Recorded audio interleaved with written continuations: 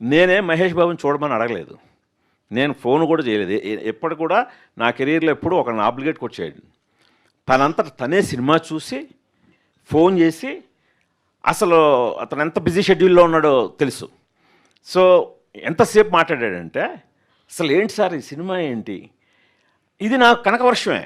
ఒక ఒక ఒక కమర్షియల్ సూపర్ స్టార్, కనకవర్షం కురిపించే ఒక సూపర్ స్టార్కి నచ్చింది. అంటే ఈ రోజుకి అతను మహేష్ చెప్పిన మాటల్లో అంటే ఎంత పెప్పీగా ఉంది. ఫస్ట్ నుంచి లాస్ట్ వరకు నేను అలా స్టన్ అయిపోయి చూశాను. ఇంత బిజీ షెడ్యూల్లో కూడా నాకు దొరికిందే ఆదివారం, జస్ట్ ఫ్రైడే రిలీజ్ అయింది, సండే చూశాడు.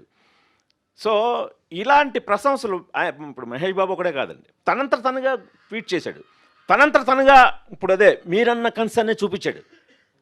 ఏంటి సార్ మనకి కమర్షియల్గా ఏంటి అని అంటే, అదే బాబు థియేటర్లకి జనాలు రావట్లేదు, రావాలి ఇది అని అంటే, వెంటనే ట్వీట్ చేసేస్తాను నేను అని చెప్పి తను వెంటనే, నేను అడగలేదు, తనంతట తనుగా. అంటే ఈ సినిమా జనాలకి రీచ్ అవ్వాలి, ఈ డైరెక్టర్కి డబ్బులు రావాలి, అంటే ఇలాంటి సినిమా తీసే ఫ్యామిలీకి డబ్బులు రావాలి అని తను కన్సర్న్ చూపించాడు.